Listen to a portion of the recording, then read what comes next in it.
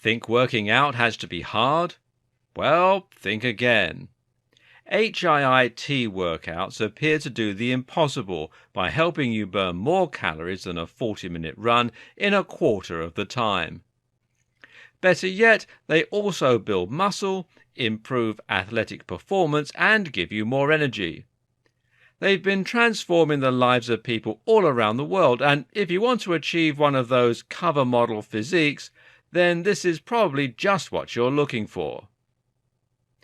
Ready to get started with the most highly effective and efficient workouts on the planet? Then let's get started.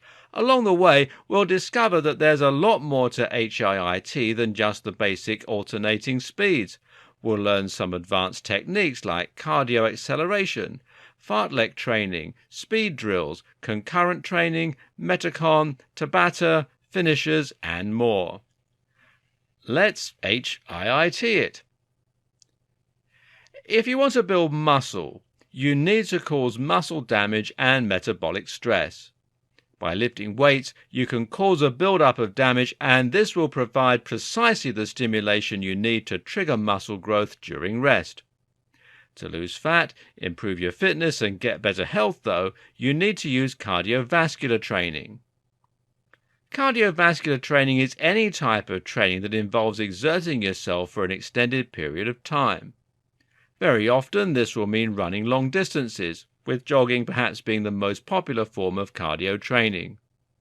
Not far behind, though, are swimming, cycling, skipping, rowing, and others.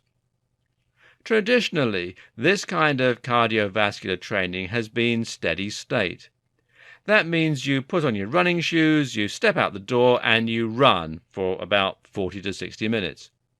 It's steady state because you're maintaining a steady level of exertion throughout the course of the exercise. In this case, you're jogging at a set pace and then maintaining that pace. For a long time, this was thought to be the very best way to burn the maximum number of calories and to improve fitness.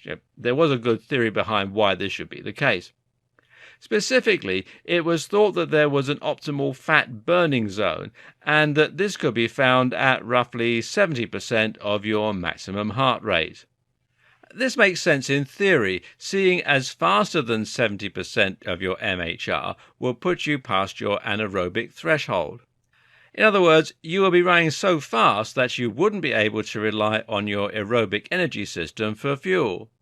You simply couldn't burn fat quickly enough, and so you will be forced to rely on energy stored in your muscles as ATP and glycogen. It would appear to make sense then that running at 70% of your MHR and maintaining the maximum pace at which the body burns fat should result in the maximum weight loss. But this isn't what modern research has found. HIIT stands for High Intensity Interval Training, and it completely turns this concept on its head.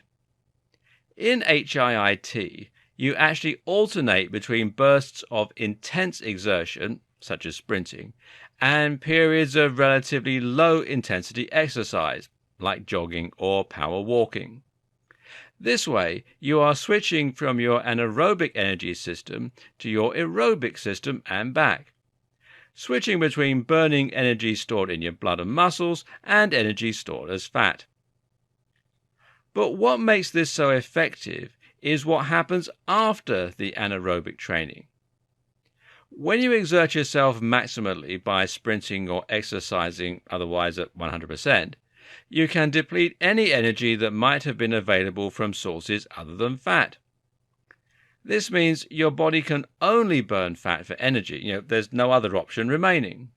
Thus, you will then burn even more fat during the aerobic portions of the exercise. And when you finish and go home, you will continue to burn fat stores because you'll be low on stored glycogen. This is what some people refer to as the afterburn effect, and it means that after an intensive session of HIIT, you can continue to burn more calories for the entire remainder of the day.